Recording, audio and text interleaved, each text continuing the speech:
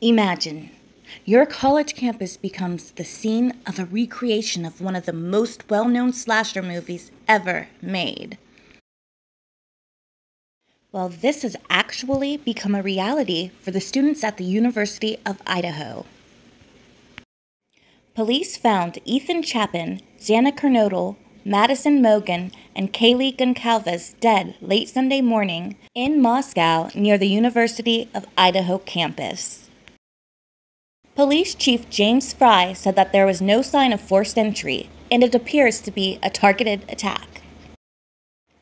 There were 2 other roommates home at the time of the attack, which Fry said occurred sometime after 1:45 a.m. Sunday morning. He did not say whether they were the ones who called 911, nor why they didn't call 911 earlier. He also said it was not a hostage situation, and the other roommates were uninjured. However, after 4 days of saying there is no threat to the community following the stabbing death of the Idaho 4, Moscow police are now reversing course. The assailant or assailants remain at large, so I'm sure the students of UOI have used their own deductive reasoning and discernment to acknowledge that there is still an ongoing threat on or near campus. So here's what we know so far. The night prior, Saturday, all 4 of the victims were out doing normal young adult activities. Xana and Ethan were in a relationship and celebrating Ethan's birthday. Also, it is believed that they attended a party on campus.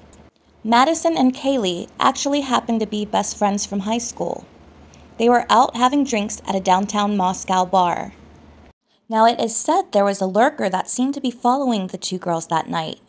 Ironically, footage of him has been caught on a food truck's Twitch livestream called Grub Truckers, the cheesiest livestream on Twitch.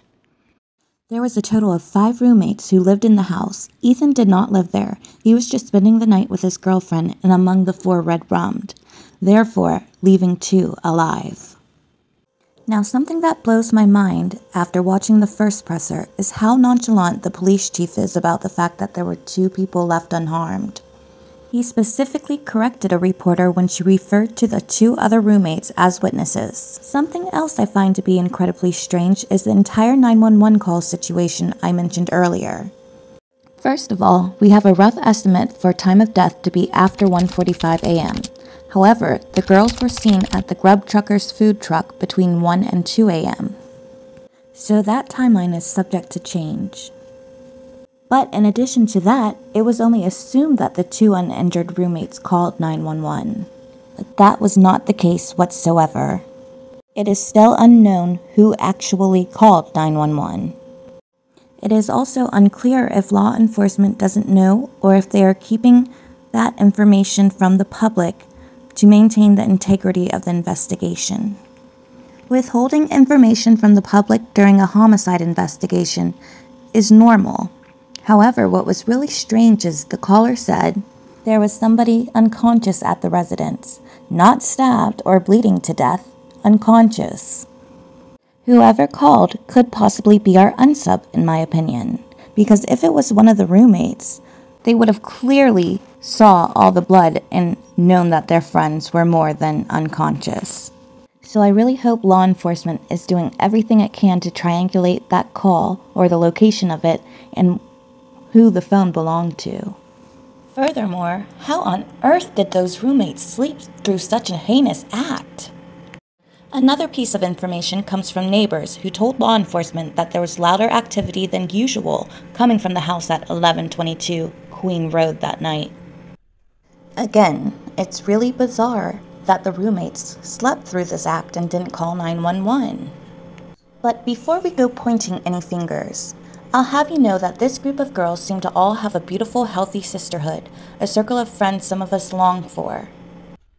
But the possibilities are endless. It could have been a jealous ex. These girls were all equally just as beautiful and probably had haters everywhere, and might have not even known it. It could have been a girl who desperately wanted to be part of their clique, a single white female type, but just didn't make the cut. It's also a strong possibility that the attacker or ers could have threatened the other 2 girls and told them not to call law enforcement or they would be next. It could have been the lurker, In the grub chucker's video, it looks like the lurker might have been with the girls. However, it looks like the girls start whispering and ditch him. Maybe he didn't take too kindly to the ditching. But like I said before, the possibilities are endless. Especially with the little information we have to go on. But I do know 2 things. The 2 roommates who survived are going to be instrumental in solving this case. They knew the most about their roommate. And if there were any known enemies, if one of them might have slept with another girl's boyfriend, if one of them was being stalked, harassed, anything. Anything and everything they know can prove to be useful. And last but not least, my conclusion. Based on the evidence we've gathered thus far, the unsub was most definitely someone they knew and who had to have been at that house before.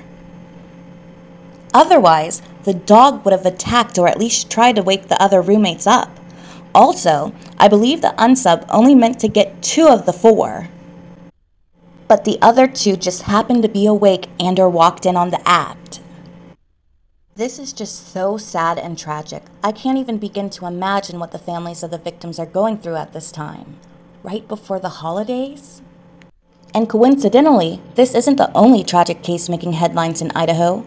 A lead came in for missing 5-year-old Michael Monkey Vaughn, who vanished from his house about a little more than a year ago.